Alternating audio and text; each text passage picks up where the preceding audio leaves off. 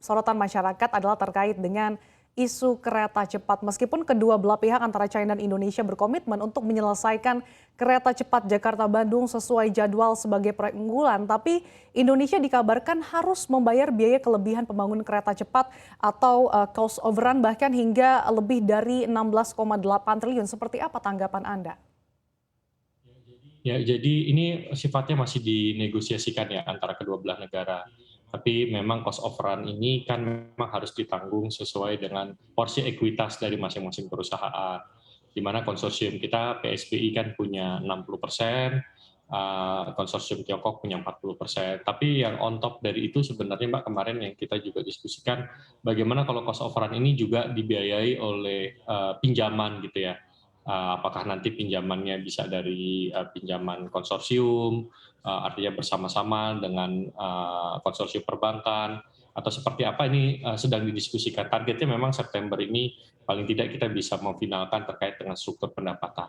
Tapi yang jelas Mbak, kita pastinya tentu ingin proyek ini selesai, tapi pada saat yang bersamaan juga bagaimana kita bisa mengoptimalkan struktur pendanaannya, sehingga harapan kita Mbak, bahwa kalau misalnya ada defisit atau ada kekurangan, ini nanti bisa dibayar melalui hasil usaha dari periode Hmm. operasi gitu ya.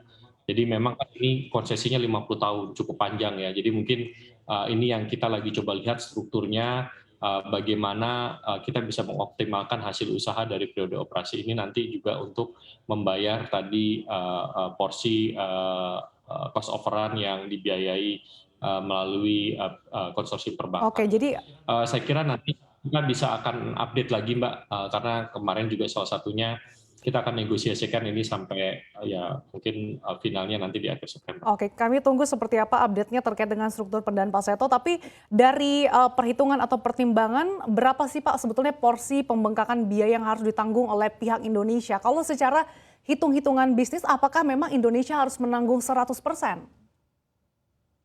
Enggak. Itu harus ditanggung sesuai dengan porsi kepemilikan saham. Jadi itu juga salah satu yang perlu di-clear-kan. Jadi ya sesuai dengan porsi kepemilikan saham. Jadi misalnya begini Mbak, ini terus terang angkanya kan lagi direview oleh BPKP ya. Angkanya lagi direview oleh BPKP. Saya kira dalam beberapa minggu ke depan juga nanti kita bisa dapat hasil yang lebih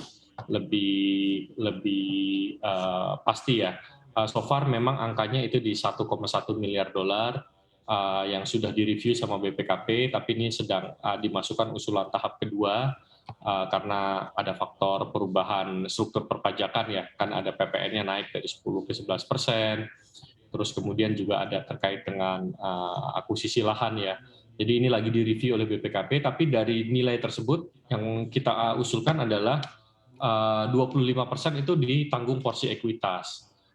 Jadi 25% ditanggung porsi ekuitas, di mana dari 25% itu 60% adalah pihak Indonesia, 40% pihak Tiongkok.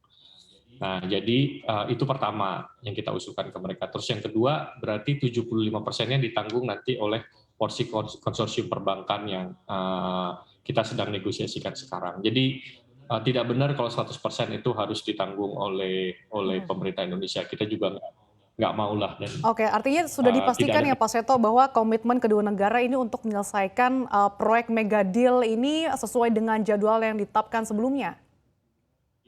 Ya, jadi tidak ada juga Mbak permintaan dari pihak Tiongkok bahwa itu 100% harus ditanggung pemerintah Indonesia. Saya kira ini juga perlu diklarifikasi. Mhm. Pak Seto, salah satu juga yang menjadi kekhawatiran masyarakat adalah terkait dengan kunjungan Jokowi ke China, dikhawatirkan akan bawa utang yang lebih besar ke Indonesia. Tanggapan Anda seperti apa? Enggak, saya kira nggak benar ya, karena kalau kita lihat tadi investasi petrokimia kan itu ya investasi mereka masuk ke Indonesia, artinya mereka menempatkan ekuitas mereka, uang mereka di Indonesia. Dan tidak ada semacam penjaminan dari pemerintah atau apapun ya terkait dengan investasi ini. Jadi saya kira ya tidak perlu Mhm. dikhawatirkan lah. Kita dari pemerintah juga aware dan paham terkait dengan hal-hal seperti ini. Oke.